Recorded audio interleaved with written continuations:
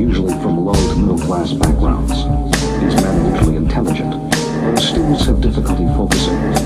Most experience the traumatic childhood, often having been abused psychologically, physically, or sexually. Typically, they would be raised in unstable families, often with criminal psychiatric and alcoholic histories. Raised in such families, these children tend to spend much time on their own, and as a result, many practice animal cruelty at a young age.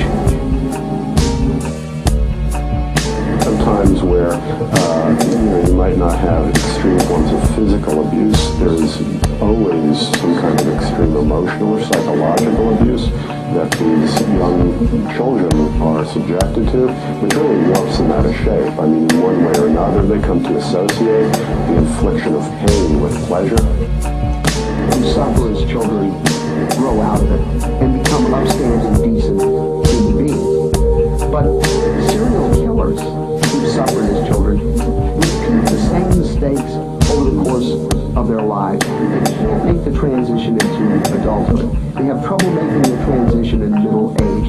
And at the very time in their lives when they feel they should be reaching the pinnacle of success, they find that they're sliding downhill fast. They want to feel important. They want to feel special. They crave the sense of power, dominance, and control, but they simply can't achieve it in any respectable way. And so they kill, and they torture, and they sodomize and dismember, and that makes them feel good about themselves. Many Americans, when they think of a serial killer, will think of a glassy-eyed lunatic, a monster, someone who acts that way, someone who looks that way. And yet the typical serial killer is extraordinarily ordinary.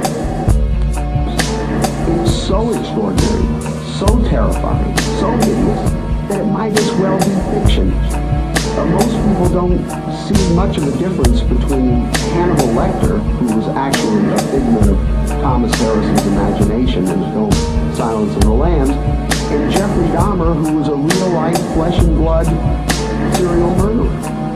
To the average person, there is no difference between fact and fantasy.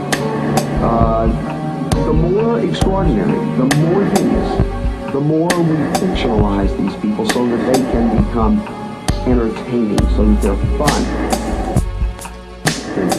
It's quite normal to have aggressive thoughts that you don't translate into aggressive, nasty, dangerous, murderous behavior.